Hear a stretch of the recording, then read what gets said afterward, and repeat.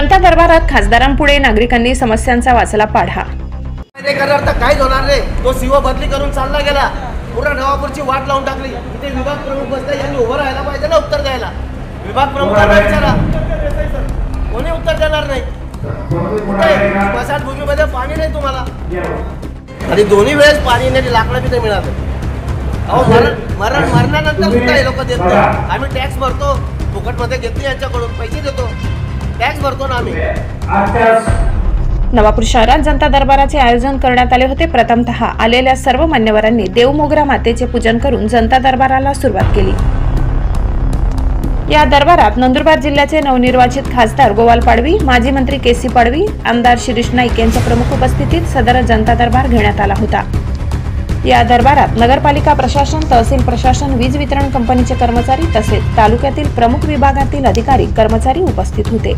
यावेळी जनता दरबारात खासदारांपुढे जनतेने आपल्या समस्यांचा जणू पाढाच वाचला। इतकी मोठी पातळीवर विक्री झाली, शेताच्या शेतात माती फुटली गेलेली आहे, रस्त्यांची तर चाळण झालेली आहे। आता 25 जुलै नंतर जुलै गेला, ऑगस्ट गेला, सप्टेंबर, आता ऑक्टोबर सुरू झाला।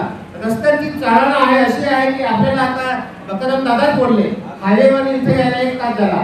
तर ग्रामीण भागातील रस्त्यांची सुद्धा अवस्था फारच बिकट आहे। कुठं तर अशी अवस्था आहे, मोठे होल पडलेले आहेत कांगणच्या इथं। रात्री कधी जर कोणी माणूस फसला तर जीवाला चुकेल तो अशी।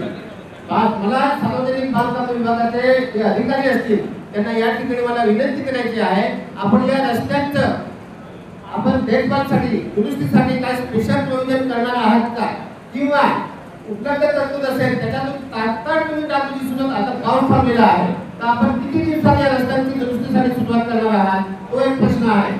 या रस्त्यामध्ये पुढचा प्रश्न सांगतो सर, आता ग्रामीण भागामधले रस्ते असे आहे, रस्ते खराब आहे ठीक आहे, पण आजूबाजूला अतिक्रमण इतकी झालेली आहे की आता कामगार जो केसपाडा रस्ता आहे, सोन्यागावने केसपाडा निघालो किंवा बिंदावरनं खातगावला निघालो, दोन्हीकडनं जो शेतकरी आहे ते रस्त्यावर येऊन गेलेले आहे। तालुक्यातील नागरिकांचे समस्या घेऊन जनता दरबारात समस्या मांडत होते।